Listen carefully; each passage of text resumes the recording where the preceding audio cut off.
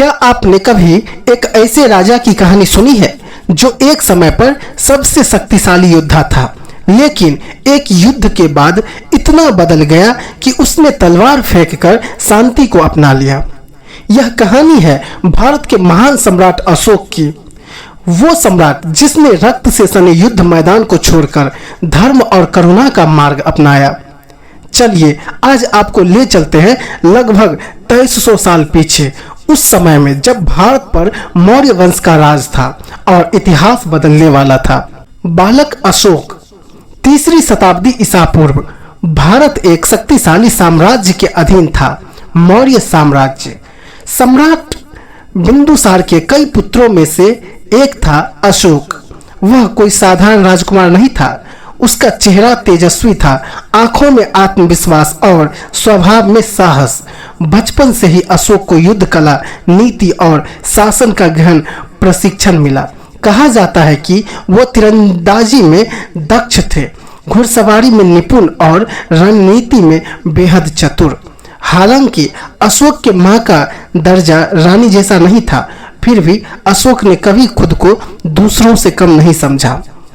एक बार की बात है, एक विद्रोह तक्षशिला में हुआ। जब कोई राजकुमार वहां नहीं जाना चाहता था, तब बिंदुसार ने अशोक को भेजा और अशोक ने अकेले उस विद्रोह को कुचल कर रख दिया।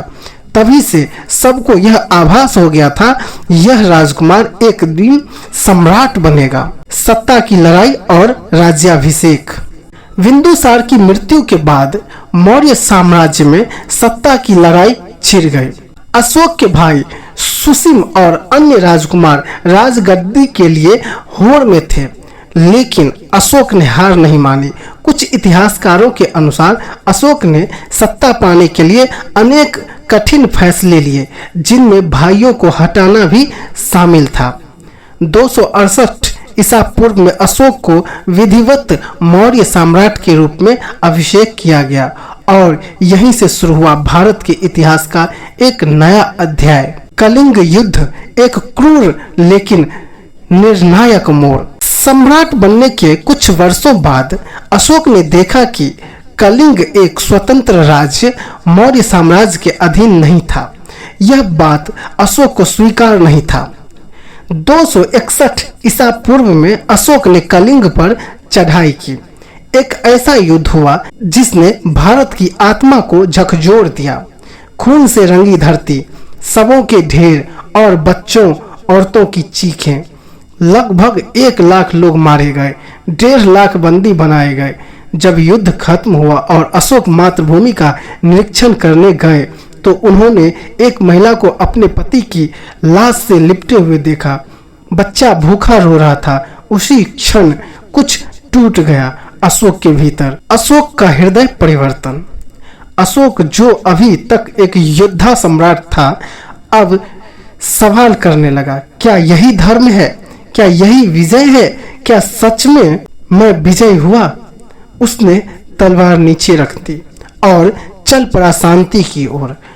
बौद्ध भिक्षु उपगुप्त से मिलकर अशोक ने बौद्ध धर्म को अपनाया। वह अब चक्रवर्ती सम्राट नहीं बल्कि धम्म सम्राट बन चुका था। धम्म का प्रचार और शांति का युग।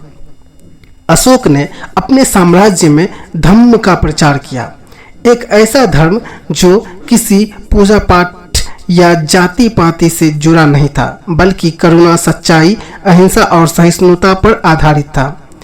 उसने अस्पताल, कुएं, धर्मशालाएं बनवाए, जानवरों के लिए भी कानून बनाए। अपने पुत्र महेंद्र और पुत्री संघमित्रा को श्रीलंका भेजा, जहां उन्होंने बौद्ध धर्म का प्रचार किया। अशोक ने अपने विचारों को स्तंभों और शिलालेखों पर खुदवाया। आज भी भारत के कोने कोने में उसके बनवाए अशोक स्तंभ खड़े हैं। सारनाथ, लुम्बिनी, इलाहाबाद, दिल्ली और इन शिलालेखों में लिखा था, सब प्राणी मेरे बच्चे हैं। अंतिम समय और विरासत। 232 ईसा पूर्व में सम्राट अशोक ने इस दुनिया को अलविदा कहा। उनकी मृत्यु के बाद मौर्य साम्राज्य धीरे धीरे कमजोर हुआ, लेकिन अशोक की विरासत अमर हो गई। भारत का राष्ट्रीय प्रतीक सिंह स्तंभ अशोक का ही बनाया गया था। हमारे तिरंगे के बीच का चक्र वही धम्म चक्र है जो अशोक ने अपनाया था। आज दुनिया भर में बौद्ध धर्म फैला है और उस बीज को बोने वाला कोई और नहीं, सम्राट अशोक थे। अंतिम संदेश। सम्राट अशोक हमें यह सिखाते हैं कि असली ताकत तलवार में नहीं, करुणा में होती है। असली जीत दूसरों को हराने में नहीं, खुद को बदलने में होती है।